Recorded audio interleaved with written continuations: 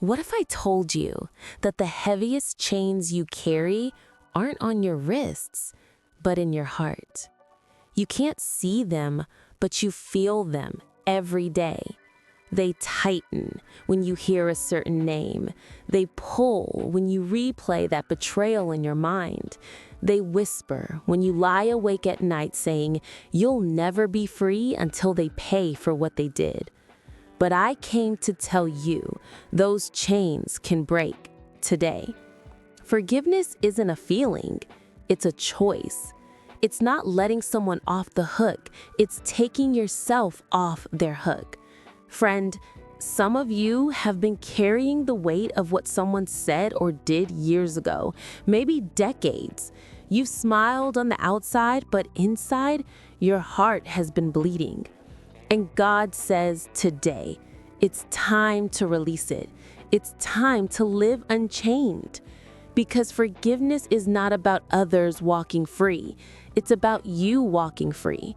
When you forgive, you aren't declaring that they were right. You're declaring that God's peace is greater than your pain. So open your heart, grab your Bibles, and lean in, because today we're unlocking 5 life-changing truths about forgiveness that can set your soul free. Truth number 1, forgiveness sets you free. Matthew 6:14-15. Jesus said in Matthew 6:14-15, "For if you forgive others their trespasses, your heavenly Father will also forgive you. But if you do not forgive others, neither will your Father forgive your trespasses." Forgiveness is the bridge between you and peace. It doesn't mean pretending the hurt didn't happen. It means refusing to let the hurt have the last word. You see, unforgiveness is like drinking poison and hoping the other person dies. It destroys your peace, your focus, even your health. Studies have shown bitterness can literally affect your body, raising blood pressure, increasing stress, and weakening your immune system. But when you forgive, your soul exhales. Think of Nelson Mandela, imprisoned for 27 years. Yet when he walked out, he said, "As I walked toward freedom, I knew that if I didn't leave my bitterness behind, I'd still be in prison." And that's the truth for many of us. We're walking around, but we're still imprisoned by anger. Forgiveness doesn't change what happened, but it changes what happens next. It's the key that opens your prison door. Truth number 2, forgiveness is strength, not weakness. Ephesians 4:31-32. The world says, "Don't let them win. Don't ever forget." But the word says, "Get rid of all bitterness, rage, anger. Be kind and compassionate, forgiving one another just as God in Christ forgave you." Ephesians 4:31-32. Forgiveness isn't weakness, it's warfare. It's saying, I refuse to let Satan use my hurt to keep me in bondage. Joseph was sold by his brothers, betrayed, falsely accused, and thrown in prison. Yet when he stood before those same brothers years later, now powerful and able to destroy them, he said, "You meant evil against me, but God meant it for good." Genesis 50:20. That's not weakness, that's strength. And some of you need to declare that today. Yes, they meant evil, but God will turn it for good. Yes, they tried to break me, but God used it to build me. Forgiveness is strength under control, and it makes you unstoppable. Truth number 3, forgiveness opens the door to healing. Mark 11:25. Jesus said, "When you stand praying, if you hold anything against anyone, forgive them so that your Father in heaven may forgive you." Do you realize what this means? Unforgiveness blocks prayers. It's like trying to receive God's blessings with closed fists. Some of you have been praying for healing, restoration, promotion, but you've been holding a grudge. God can't fill hands that are clenched in anger. When you forgive, you open your palms and say, Lord, pour your peace into me. Corrie ten Boom, a woman who survived the Holocaust, once met the guard who tormented her sister to death. He asked, "Will you forgive me?" She said her heart froze. She couldn't. But then she whispered, "Jesus, help me." And as she extended her hand, she felt a current of God's love flow through her body. She said, "I discovered that forgiveness isn't an emotion. It's an act of the will. And when we choose to forgive, God supplies the feeling." Forgiveness heals not only your wounds, but your worship. Truth number 4. Forgiveness mirrors the heart of God. Luke 23:34. At the cross, with nails in his hands and thorns on his head, Jesus prayed, "Father, forgive them, for they do not know what they are doing." That's divine forgiveness, forgiving the unforgivable. You see, forgiveness is the highest expression of love.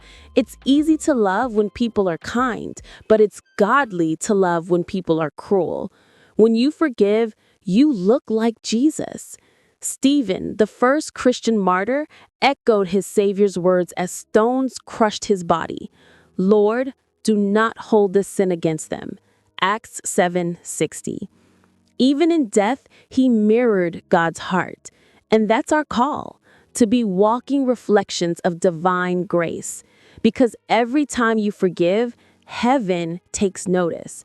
Every time you release the hurt, you look a little more like Christ. Truth number 5. Forgiveness restores what the enemy stole. Job 42:10. The Bible says, "And the Lord restored Job's fortunes when he prayed for his friends. The Lord gave him twice as much as he had before." Job's turning point came not when he complained, but when he forgave. He prayed for the very friends who hurt him, and God doubled his blessings. Sometimes your breakthrough is waiting on your release. You've been asking God to restore what was lost, but he's waiting for you to let go of what you're holding. When you forgive, you break the curse and open the flow of blessing. Forgiveness invites heaven's restoration, emotionally, financially, spiritually. When you let go, God lets loose his favor. So what about you? Who do you need to forgive today? Maybe it's that parent who abandoned you, that friend who betrayed your trust, that boss who humiliated you, or maybe it's yourself. You've been punishing yourself for past mistakes, replaying what ifs and regrets. But God says, "My mercy is new every morning." It's time to forgive others. It's time to forgive yourself. It's time to walk out of the prison and into freedom. Because the truth is, forgiveness is not just a moment. It's a lifestyle. It's waking up every day and saying, "Lord, today I choose love over bitterness." So today, forgive, not because they deserve it, but because you deserve peace. Forgive because you refuse to carry yesterday's poison into tomorrow's purpose. The key to your freedom is in your heart. The chains may be invisible, but the freedom will be undeniable. If this message stirred something in you, don't just scroll away. Take a moment to share it with someone who's been struggling to let go, and subscribe to God's Story channel, where hearts are healed, faith is strengthened, and hope comes alive. Let's pray. Heavenly Father, we come before you with hearts open and spirits humbled. Lord, you see every scar, every betrayal, every wound we've carried. The tears we've cried in silence, the pain we've hidden from others. And yet through it all, you've been calling us to freedom through forgiveness. Today, we surrender. We lay down the heavy stones of resentment, the chains of bitterness, the weight of unforgiveness that has kept us bound. Lord, we confess we can't do this in our own strength.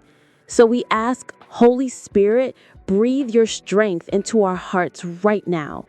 Help us to forgive, not because it's easy, but because it's holy.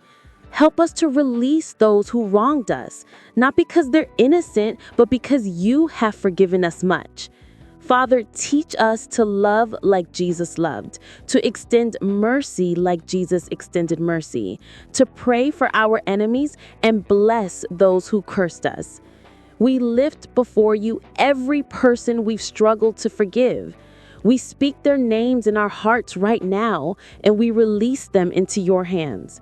We let go of anger, bitterness, and revenge, and we choose peace. Father, heal the brokenhearted.